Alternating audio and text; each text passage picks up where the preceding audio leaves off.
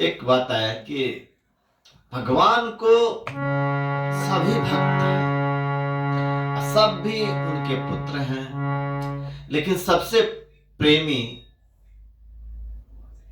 कौन है?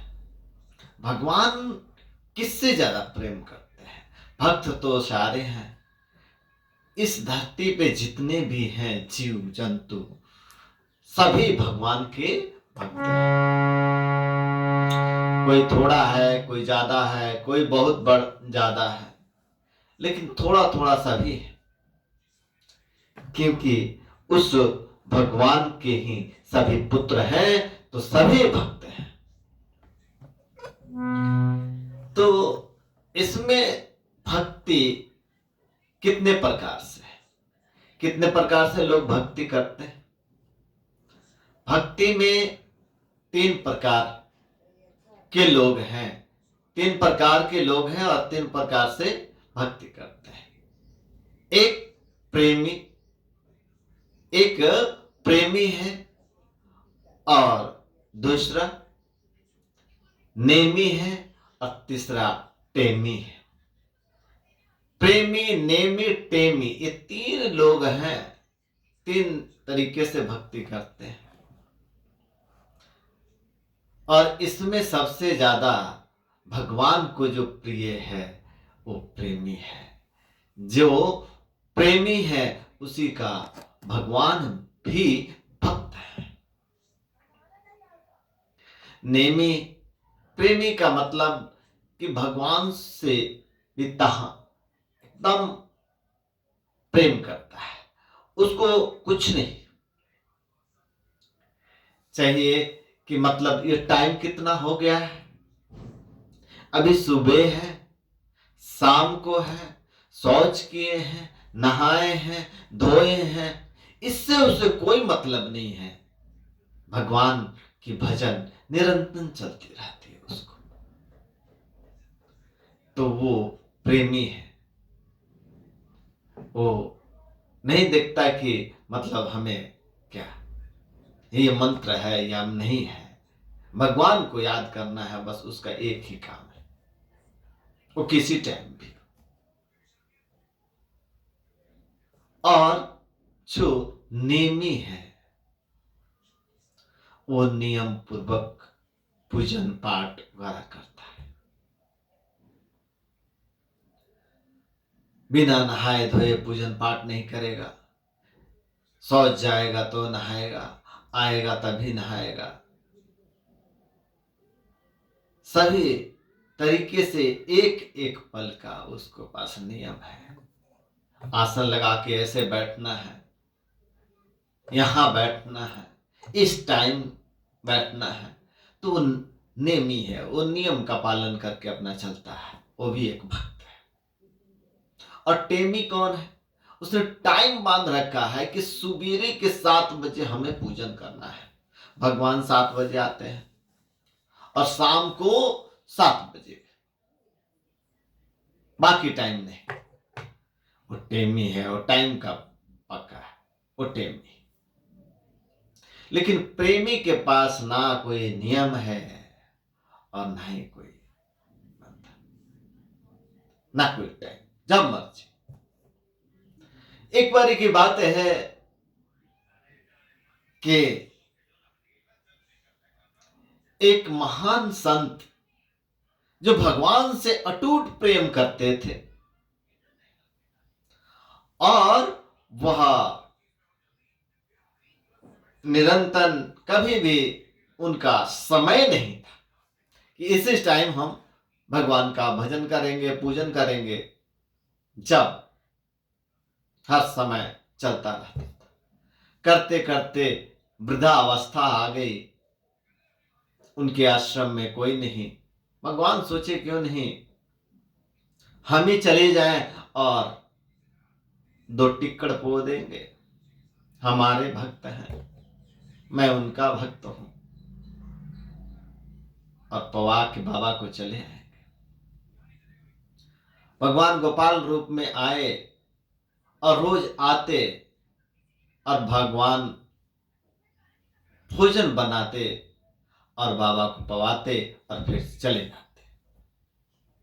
बाबा निरंतर अपना जाप करते रहते। एक दिन की बात है कि भगवान आए और महाराज गए, बोले कि ठीक है लाला बैठो, हम जरा शौच करके आते हैं।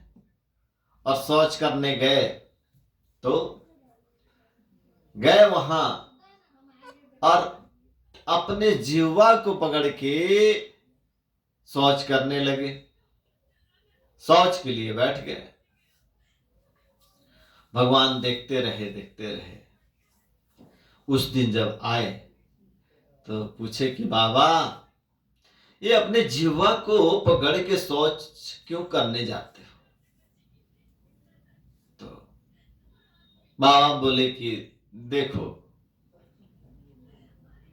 ये मेरी जिह्वा रुकती ही नहीं है, गोविंद का नाम जपती रहती है। अब भला कोई शौच में बैठे और वहां भी ये जाप चलता रहे तो अशुद्ध हो जाएगा ना। इसीलिए मैं अपने हाथों से अपने जिह्वा को पकड़ लेता हूं ताकि उस टाइम तो शांत रहे। गोविंद भगवान मुस्कुराए और कहे कि महाराज अगर आपकी जो आत्मा है, प्राण आत्मा है, वो उसी क्षण निकल जाए तो जीवन भर तो आपने भजन किया भगवान का, लेकिन अंत समय रह जाएगा। जब अंत समय रह जाएगा तो आपका जीवन भर ये भजन किया हुआ व्यर्थ चला जाएगा। जिस समय आप जिह्वा पकड़े,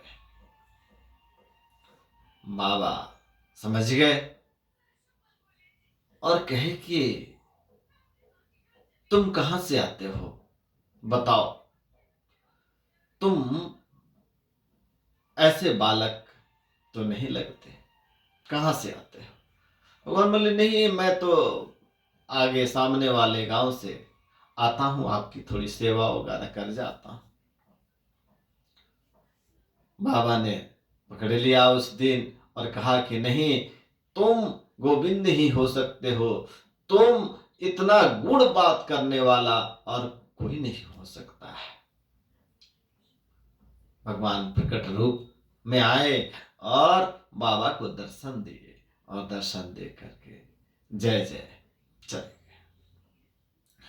तो कहने का तथ्य ये है कि भगवान का भजन करने के लिए जैसे आपको होता है वैसे करें, लेकिन कोई बंधन नहीं है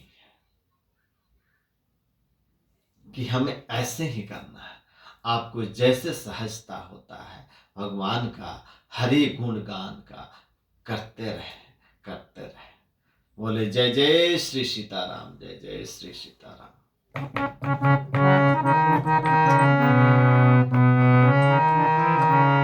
हरे राम राम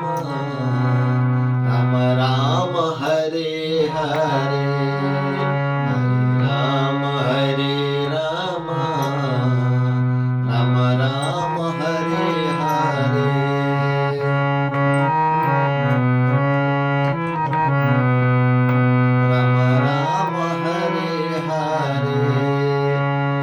राम हरे राम राम राम हरे हरे, हरे राम राम राम हरे हरे, राम हरे राम राम हरे हरे।